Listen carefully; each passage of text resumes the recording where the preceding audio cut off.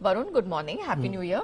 बताइए, कंपनियां कुछ काम कर रही हैं, कुछ खबर मिल रही है, कमाई का मौका ब्रॉडर मार्केट्स के अलावा कहीं और मिलेगा? डेफिनेटली मिलेगा, आपको मौका मिलेगा। और 1 तारीख को ऑटो नंबर्स आते तो सबसे ज्यादा काम तो उन्होंने ही किया है।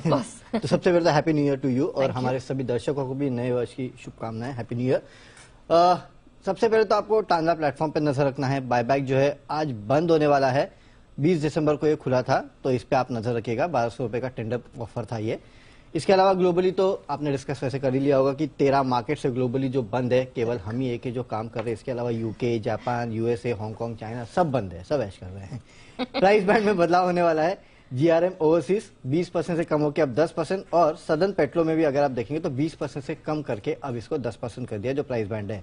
खबरों में मॉइल पर नजर रखिएगा। फेरोग्रेड मैग्नीस और जो है उसकी कीमतों में 15% के आसपास की बढ़ोतरी की है, और अदर फेरोग्रेड मैग्नीस और जो कीमतें हैं उसमें 7.5% के आसपास की बढ़ोतरी हुई है। 1 तारीख से लागू हो चुकी है।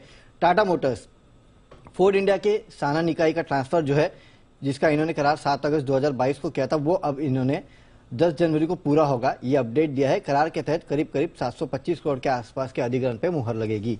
इसके अलावा बंधन बैंक एआरसी को 801 करोड़ के एनपीएस जो है वो बेचेगी। करीब 8,900 करोड़ के आसपास के एनपीएस का जो पोर्टफोलियो है उसको एआरसी को बेचने के लिए इनको जो बाइंडिंग बिड है वो मिल चुकी है। अब ऑटो नंबर्स, यहाँ पे आयशर मोटर्स अनुमान से बेहतर नंबर्स है। कमर्शियल व्हीकल्स की बिक्री जो है उसमें 17% के आसपास की बढ़ोतरी हुई है। मोटरसाइकिल की बिक्री जो है उसमें 7.2% की गिरावट है। हालांकि 65,000 यूनिट्स के आसपास का अनुमान था, 68,400 यूनिट के आसपास है, ये तो अनुमान से बेहतर है। मारुति सुजुकी अनुमान से कम है। कुल बिक्री जो है उसमें करीब 9% के आसपास की गिरावट देखने मिली है। एस्कॉर्ट्स अनुमान से बेहतर है।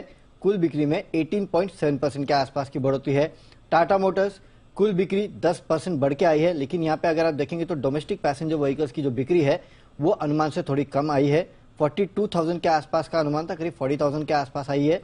और साथ ही साथ दूसरे जो कमर्शियल व्हीकल्स का हालांकि वो अच्छा है, 28,600 के आसपास का अनुमान था, करीब 34,000 के आसपास निकल के आई। और आखिरी में वीएसटी टिलर्स, पावर टिलर्स की जो बिक्री है उसमें थोड़ी बहुत बढ़ोतरी देखने मिली है, करीब 4,043 यूनिट के आसपास आई है। और ट्रैक्टर्स की जो बिक्री है 516 यूनिट के आसपास आई है। तो यहाँ पे भी नजर रखिएगा। ओके, तो ये कुछ ट्रिगर्स हैं, ये कुछ खबरें हैं जिनके दम पर आपको एक्शन ज्यादा दिखेगा।